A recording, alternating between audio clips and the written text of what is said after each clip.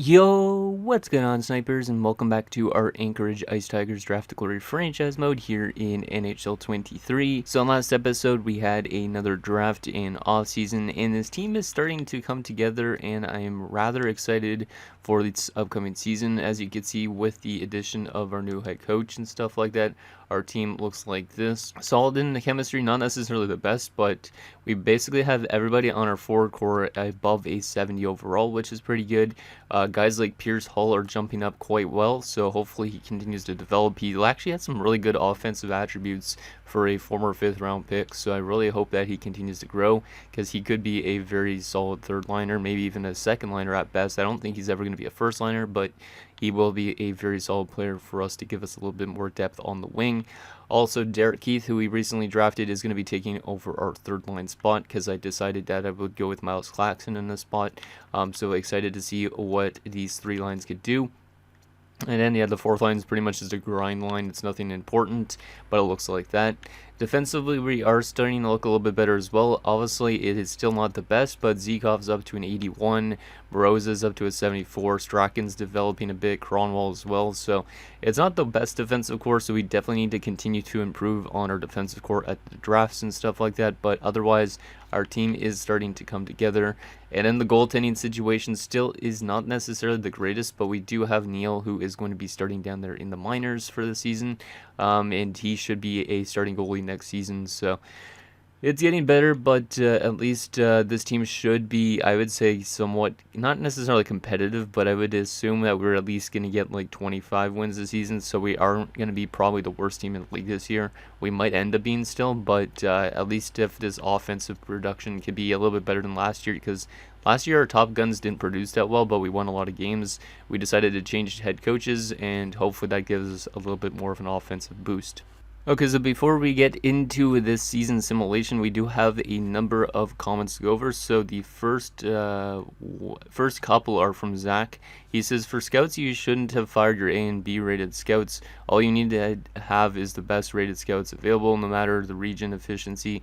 By the end of the year, they will have developed to an A+ region efficiency. So next season, fire your C-rated scouts and sign all the A or B-rated scouts available, and then you change the region of your scouts to assign them to each region. So, yeah, all the scouts that we assigned signed up.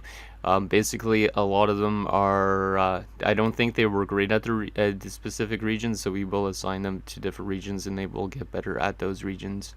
So there is that. And then also Zach says, for the later rounds, please sort by potential and try to look for low leads instead of just checking the checking the 10 next projected picks. There you go. Can't read this morning for some reason.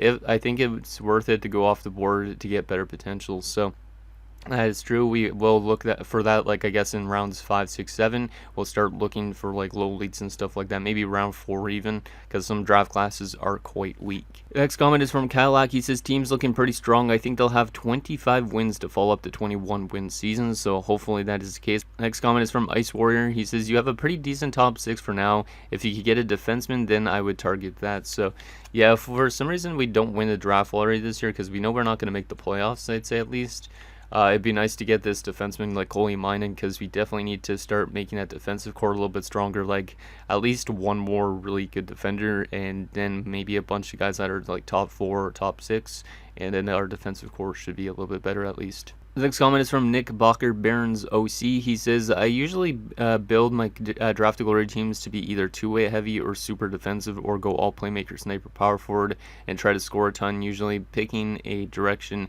gives me the clarity to know that I have an absolute advantage over every team, even if I have a disadvantage too. So yeah, I guess we could have maybe just had like a clear on decision on what kind of team we wanted to build at the start of it. So maybe that's something we do for our next draft to glory when I do another one, because I do plan on doing maybe another one this year, just because these series usually run pretty quickly because we go through 25 years just like that.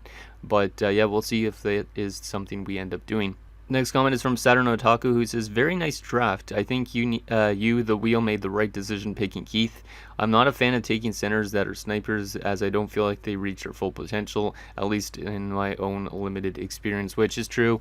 I don't think center snipers really work that well, because usually they should be wingers to score goals, and if they're in the middle of the ice, they're not getting as much goal scoring. Like, they're better on the wing. That's why I have like Parrot, for example, on the wing, because of the fact he is more of a goal scorer. And yeah, it would make more sense for guys like if Bickle was a center for him to be a winger, that type of thing. So it's good to make our center depth a little bit better with guys that are actually like two-way forwards or playmakers. And then we have a number of comments from Rebecca Weiss Woods. The first one says, I want to see the next 2 years of drafting, as long as you fix where your scouts are, what your draft glory improves to, and coaching is huge. Glad others backed me up. You're making cup teams.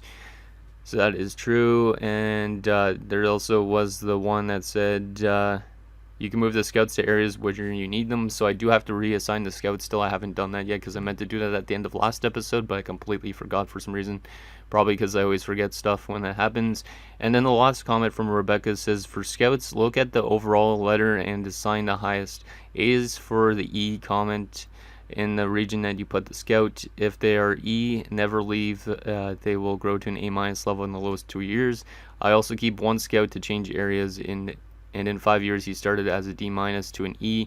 Now he's a B to a C-. Depends on how many he gets to scout per area. Interesting. Okay, so let's reassign our scouts, because that's the most important thing first. And then I think we didn't take a look at the new guys' faces yet on the team, so we'll do that, and then we'll get into the season simulation. So it will be a little bit of a later start to the episode, but that is okay. Thank you guys again for the comments. I always appreciate those comments. It helps me out in making my decisions. So yeah, we definitely need to reassign our scouts. So what do we got here? So our A- one, this guy's probably, doesn't matter where they are. We could just reassign them to wherever. He's an A, a B- in the WHL, so we'll keep him in the WHL, because why not? This guy we will move over. Actually, we were doing 2 OHL, 2 KMJL, 2 WHL.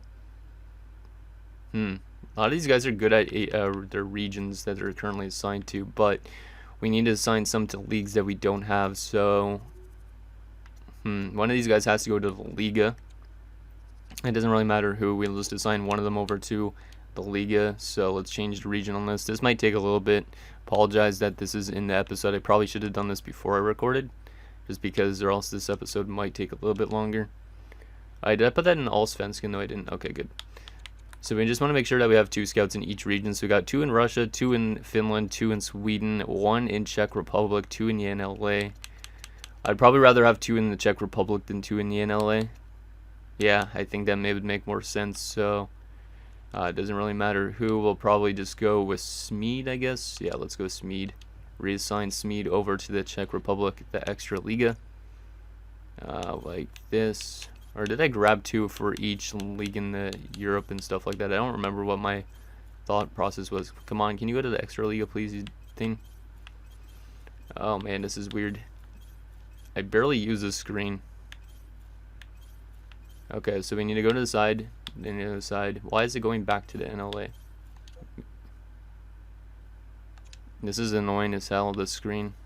Why can't I go up to Extra Liga, huh? Is there no players in the Extra Liga in this year's draft? Or something? Oh no, there you go.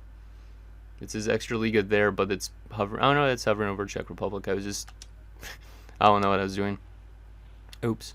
Okay, so there's 2 people in the Extra Liga now. We need to reassign these USA scouts to each USA West and all that stuff. We'll assign this guy to USA Central. Yeah, we'll assign him to the USA Central, since we don't have a USA Central scout at the moment. And then we should have scouts in each region, which will help us out a bit. Let's see what we got. 2 WHL, 2 OHL, 2 KMJL, everybody in the United States. Couple in each European league. Actually, we don't have one in Germany. Yeah, I should probably reassign in one of the Czech Republic ones over to Germany. Even though there's not usually a whole lot of German prospects, it's probably better to be in Germany. I didn't want to hire scouts, goddammit. This game is screwing with me this morning. I'm also probably like half asleep because I just woke up recently, so apologize on this, guys. Let's send him over to the DEL. And there we go. Now we have scouts in every region that we need to. That should be good.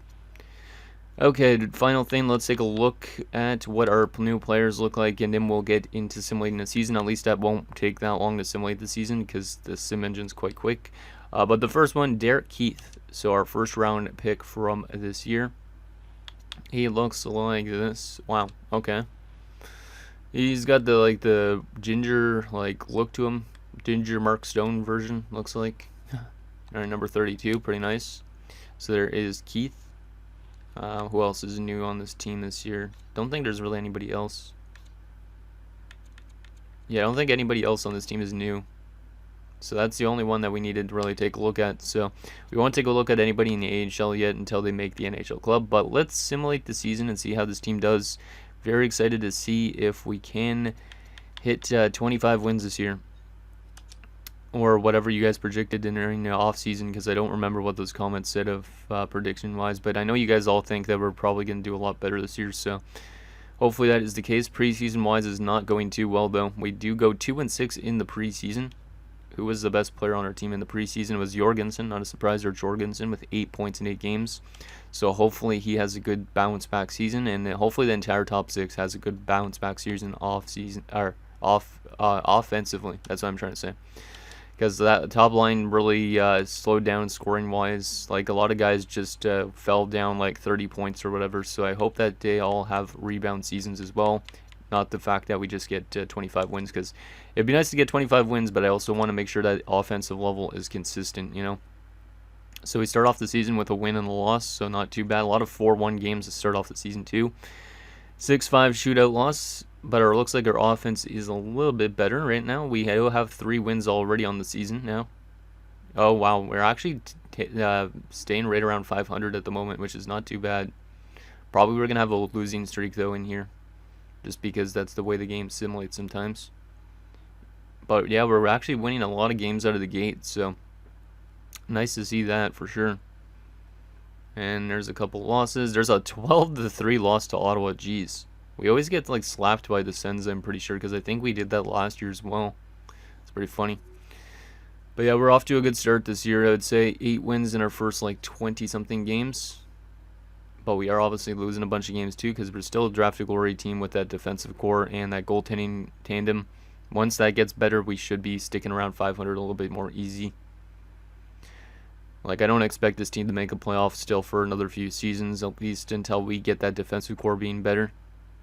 But if for some reason we randomly make the playoffs, it's because of EA. Because EA sometimes makes bad teams make the playoffs, you know. There's back-to-back wins, Colorado and Montreal. And we're losing a bunch of games also in extra frame, which is good. So we're getting chances to win games. We already have 16 wins, and we're just in January, at the end of January. It's pretty good. We should definitely hit the 25-win plateau. There's 3 wins in a row. That might be the longest win streak in franchise history. I don't remember if we had a better win streak last year or not. But yeah, this team already has 20 wins. Yeah, our team is definitely doing a lot better this year. 22 wins. Let's go. I want to hit 25 wins, please, at least.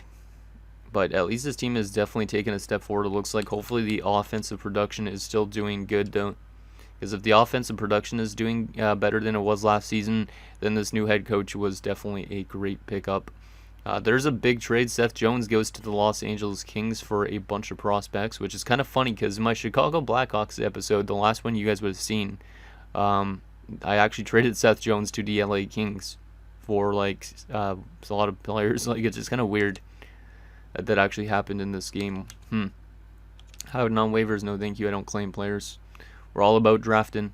There's a win over Arizona and Chicago. We're about to hit 25 wins. We just need one more. Come on, boys. Hit me that 25th win. We're losing a bunch right now. Who's it going to be? Hey, over Montreal. Let's go. We got our 25th win. And now we have 26 wins. We might be able to hit 30. Probably not now at this stage. No. Can we get 28 wins? Yes, we can. 28, 48, and 6. That is a good season, I would say, for this team. So that's up by 7 wins from last year. So we go from 21 wins to 28 wins with a new coach and almost hit 30 wins, which is pretty nice as well. We do finish as the worst team in our division still, but only by a measly 7 points and 11 points separating us and the Flames. Like, we honestly could have been like all the way up at like 6th place in our division if we would have won a little bit more games. And the offense also returned to normal. Looks like the offense returned to being its way it was before last season, because Jorgensen had 80 points, which is nice to see. So let's take a look at our team stats and player stats for the season. Wrap up this year, and we'll simulate up like to the draft and all that stuff. So entire league-wise, we probably were dead last still. Yep, we were still dead last by only 2 points. The Montreal Canadiens just finished above us, and same with the Vegas Golden Knights. So that's pretty good to see. Our offense per game, our goals for per game, I should say, not offense per game, because that sounds kind of dumb. 2.84, which is a little, it's like lower than mid-table, but it's still better than a bunch of other teams, it looks like. Yeah, like by better than like 10 teams, which is really good to see. Goals against per game wise, we are still the worst defensive team, but only by 0.5 goals against pretty much around. So that still definitely needs to improve goaltending and defensively, which is what I was expecting. Power play percentage wise, our power play was not the worst in the league. That's good to see as well, that our penalty and power plays are improving. Yeah, we were mid-table on the power play at 16.2%. Our penalty kill was the worst in the league again, so once again we need to just be a bit better of a defensive team. We've scored maybe our first ever shorthanded goal, I don't know for sure though. 17-22-2 on home ice, so almost 500, and 11-26-4 on the road. 4-6-0 in our last 10 games, not bad. Let's take a look at those player stats and see if everybody improved back after last season. So Zika 73 points in 82 games, a +1. So we actually had a plus player this season. That's pretty nice. His points are starting to go back to where they were a couple years ago, but still a little bit worse, but that's okay. He's a two-way forward. I don't expect him to put up huge numbers. He's also should be a good guy for face-offs. Yep, 55% on the face-off dot this year. That's exactly what I want to see from Zikov. Over 100 hits as well. Good takeaway numbers. Yeah, Zikov had a good season for that play.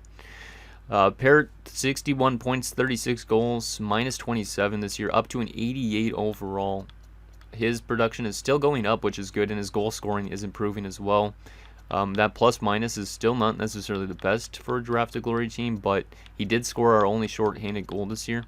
And his face-off numbers are also pretty good, even though he doesn't take a lot of them, which is nice. Throws a lot of hits. Doesn't have the most takeaways this year, but still pretty solid. And he is up to a franchise potential player. We did lock him up, right? I think. Maybe not. Maybe we have to lock him up this offseason. I can't remember who we locked up last offseason. It was probably Bickle.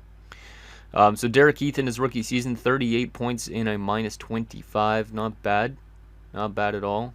He's up to an 85 overall, just like that. So, yeah, we definitely have a choice between our centers now. I think Keith will definitely take over that second line spot. Claxton will be more down to third line. He hasn't really grown that much. He's still 68, but hopefully he gets some much development this offseason. But Keith in his rookie season also was 50.8% on the draw, so that's pretty nice. Good takeaway numbers. He also had 2 fights in his rookie season, so very interesting there from Derek Keith. Hopefully he continues to do that. Claxton, 23 points, not bad.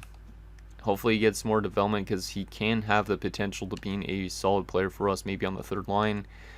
Grattan, 15 points. He's nothing really anyways. He's just a filler player for now. Bickles, 68 points and 35 goals this year. Trying to get his offense back to where it was. It's not exactly there just yet, but he was a +7 this season, and he had his 3rd highest goal total. So he's getting back to where he was too, which is nice. A lot of hits. Yeah, not bad from Frederick Bickle. Festerini hit 61 points this year. I'm glad I locked this guy up for a couple years only. Actually, I was going to try and lock him up for 8 years, but 61 points in 82 games from the low elite. We definitely need to lock this guy up if we can. No, 112 takeaways this year. So he was really good on the defensive end in that sense. And yeah, 61 points. He's continuing to get better every single year. So hopefully we could lock him up once his contract ends. Pierce Hall in his rookie season, 38 points. That's pretty good. He's still a 75, but he's producing like a 80 overall at least, so that's pretty decent. Cox, 26 points. Not too bad as well from him. He's only a 73, but that's okay. Right wing wise, Jorgensen hit 80 points this year, so good to see him returning to form. Only a -4 this year, but still. He's almost back there to being back to where he was. Yeah, looks pretty decent. Still an 86 only, though. So he's probably not going to be the highest medium elite overall player. Sloan 15 points and Villette 14 points. Yeah, I don't expect that fourth line to really do much offensively, so that's okay. Defensively, Zykov had 36 points this year, 11 goals, 25 assists, minus 28. Not bad. Yeah, not that bad, I would say. It's a little bit better than last year offensively and defensively, so good to see him continuing to score goals as a defenseman and pick up some assists. And yeah, he's an 83 overall. Cromwell, 23 points, not bad, still at 74. Nikitin, 21 points, still at 74. Rosa, 21 points, minus 31, up to a 75. That's good to see him getting growth, because he's probably going to end up being an actual defenseman for us for a long time. Strachan's still a 75. Hopefully he gets some development this offseason. And Kuznetsov up to a 71. Not bad. So our entire defensive core was pretty decent, looks like, for the most part. Goaltending-wise, Carlson, 22, 32, and 6 with one shutout, an 893 save percentage, and a 3.61, so not too bad. And then Klessel was playing backup this year. He was not that good at all. Yeah, we definitely need to get another goalie in to replace Klessel, and then it would be like Carlson and Neal more than likely. Carlson did pick up 2 assists this year as well as the starting goaltender, so there you go. Let's take a quick look at the entire league for points and stuff like that. Not too much of one because I don't care too much about this right now. But Shane Wright led the league in points with 109. McKinnon, Panarin, and Kucherov all had over 100 points as well. Actually, best goal scorer of the season in the NHL was Casey Dawes of the Arizona Coyotes. It was the first overall pick in 2022 with 54 goals. Too bad we didn't get him in the draft because we didn't win that draft lottery. And then also Lowry, who was the 4th overall pick. We could have had this guy. He had 50 goals this year. So I don't know if we made the right pick or not. Who knows? Defensively, the best is Quinn Hughes. Quinn Hughes. I was getting mixed up with Denton Mateychuk. So Denton Mateychuk finished 2nd, which is kind of surprising. Interesting. Best goalie this season for wins, Jacob Markstrom in Toronto. 51 wins. Jesus. Best save percentage by starter, Spencer Knight and Thatcher Demko. Best goals against average by a starter, Jacob Markstrom. Interesting. Anybody score any goals this year? Nope. Best rookie this year for points was Demetrius Ernie with 58 points. Not too bad. There is Declan McCarty up there as well. So Keith didn't have the best rookie season offensively, but he was playing like 3rd line minutes and power play time. So the rest of these guys probably got a lot more ice time. That's my guess, at least. So there is that. Actually, let me take a look at our AHL team. I want to take a look at who was doing what down there. So let's see. Neal was really good this season in the AHL. He's up to a 71 overall. Nice to see that. Pustonen, 65. Defensively, Farrell is getting development, which is good. Schultz. Yeah, it looks like we're getting development, which is exactly what we need from this AHL team. Medium top 6. Walzer is decent offensively. Okay, not bad. There's still a couple guys that aren't our players yet down there. Yeah, not bad. Not too bad at all. So there is our season. Let's assimilate quickly up to the draft lottery results and the Stanley Cup winners, the awards, that type of thing, because I want to wrap up the season fully in this episode. We're like 24 minutes in, so I don't want this episode to be too long for you guys, like over 30 minutes, but more than likely it will be at this stage. But who is going to win the Stanley Cup for 2027-2028? Who is it going to be? Is it going to be a weird team? Is it going to be a team that actually could win the Cup in the next few years? We'll see. Sometimes we get really weird results. It's going to be the Boston Bruins. So there you go, Toogie. The Stanley Cup champions are Boston in 2027-2028. It said Rochester won the AHL. So let's take a look at those awards. Actually, let's take a look at the playoff tree first.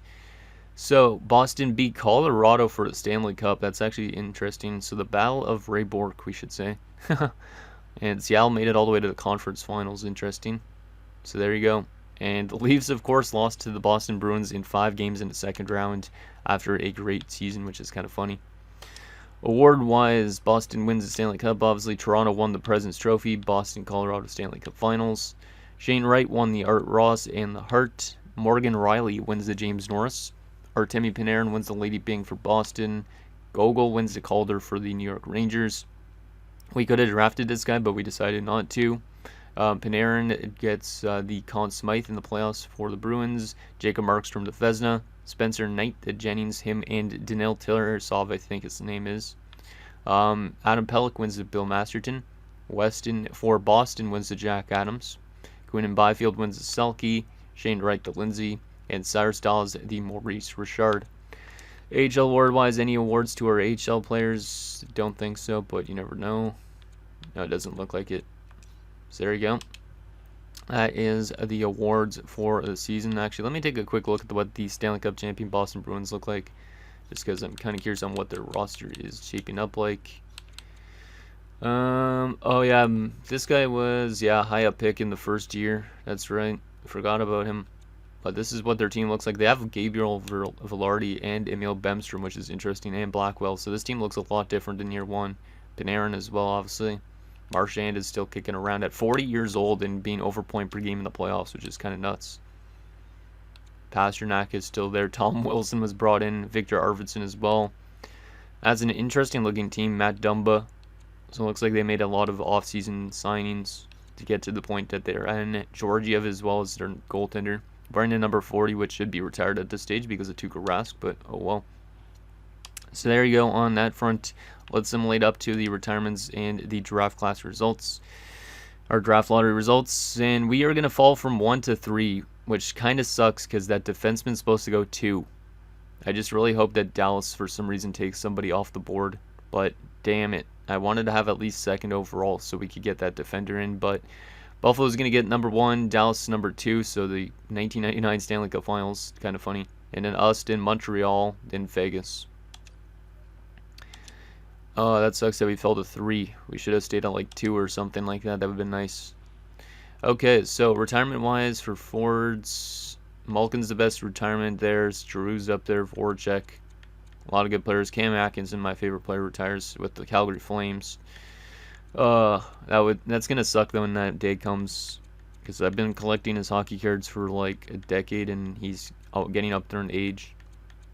He also still hasn't played the season in real life yet, so I'm kind of concerned about his injury. So there you go on forward retirements. Defensively, John Carlson retires. Drew Doughty, damn, yeah, some big defenders retiring this year as well. Jake Gardner retires in Toronto. Must have played in the AHL affiliate for them, but that's still funny as heck. Luke Shen retires too. There you go. Goalie-wise, the best goalie retired. Marc-Andre Fleury finally retires at 43 with 605 wins. Wow. He was playing in the AHL the last 2 seasons, but he played in San Jose as well in this franchise mode. So that is a crazy career for Marc-Andre Fleury. Bobrovsky also retires. Varlamov. So some pretty big names in the goalie department as well. Okay, so now we got to take a look at retirements. Or coach retirements, I should say. We did not lose anybody, so that's good. I'll continue simulating, and let's take a look at that draft class as well as the draft board, contract situation, and the progress reports, and I'll be it for this episode. So let's start off with the contract situation for this offseason. So players up for renewal. Parrott's the big one, and he's wanting a lot of money. Oh, I don't know if these guys are going to be able to get paid that much. We might have to do short-term deals for a time being. Moroza, I could honestly lock this guy up for 8 years and he'll probably develop, but I don't know for sure. A lot of these guys are going to have to end up getting qualified because they're going to end up getting paid too much money. But yeah, we got a lot of contracts to deal with. And yeah, with goaltending-wise, we got that as well to deal with. So there is that. Let's take a look at those progress reports, see if we get any great development with our players. So Keith is up to an 84, and a lot of it's statistical, but some of it is natural. Actually, a lot of it's natural growth as well. So he's up to an 84 overall at 18, which is pretty nice. Could probably play as our second line center next year. Jorgensen, probably mostly statistical. Yeah, mostly statistical, 88. Pierce Hall's up to a 78. A lot of it is statistical, but that is okay. Makes us a little bit better of an overall team. Zekov's getting a lot of growth as well, mostly natural growth, or all natural growth, which is good. Moroz is getting growth as well. Neal's up to a 73, so likely he plays in the NHL next season, I'd say.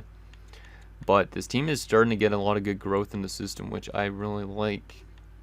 And yeah, hopefully a lot of these players end up making the NHL team. Claxton's up to a 70. That's good, considering he's going to be our third line center next season, more than likely. But yeah, we're getting growth from the guys that need it, like Eichel. How was his season in the AHL? 21 points, not bad. He was the 7th round pick that we drafted that's a little elite, so hopefully he continues to grow. Yeah, we're getting a lot of good growth. I do like that. So there is our growth in the system. And final thing, the draft class, we have the 3rd overall pick. What can we get at number 3? The defenseman fell to 4. Let's go. We could get the defender. Let's go. He is listed as a gem as well, which is nice. So I think that's the obvious pick because I don't think we need another two-way forward that's a winger. Lars Charnquist, he's going to be a good player, but we are probably going to go with Esa. I think he's a no-brainer. He might be only like a 78, but we do need more defenders. And this guy looks like he's going to help us out in terms of passing, as well as maybe intercepting some pucks on the defensive end. So that's good. But the 1st overall pick was a franchise sniper, which is unfortunate that we aren't going to be able to get this guy as well, because obviously franchise players are really nice to have. But he's going to be going to, what team was it? Buffalo, I think, or maybe it was Dallas. But still, more than likely, Coley Minon's going to be our pick. I'll pin him. And let's see if there's any low leads in the draft as well for you guys that we could pin for later rounds and maybe snag those guys up. Go a little bit off the board. There's a low elite, but it's supposed to be late 1st round, unfortunately. And this guy's also supposed to be 1st round. This guy is might be a low elite. I don't know for sure, though. We'll pin him in case. Kerslake as well. I don't know. I'll just pin a lot of these guys that could be low elites since they're 3-bar low elites. They're more than likely, but they might be low top 9s or something like that instead. So there's a gem actually that's looking like a low elite. We're going to definitely draft this guy. I think he's a defender as well. He's 20 years old. He's a gem. He might be low elite, so might as well pin him in case. And then there's a couple medium top 6 forwards. One that's supposed to actually go in the 2nd round, or a couple that are supposed to go in the 2nd round. So we'll pin both of these guys as well, because maybe they would be a good 2nd round pick. And yeah, that's basically the draft class. Final thing, what does the draft board say for us this year?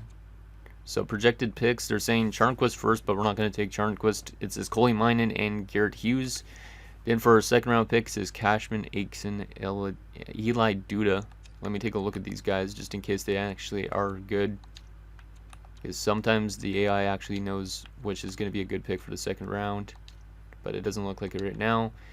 Livingston, Watton, Watts, Rasain and Kovalev, Lovejoy, Kulikov, Gratnik, Gorin, Arsene, Pyatt, and Lindsay, and in Hunwick, Crooks, and Knubel. Interesting.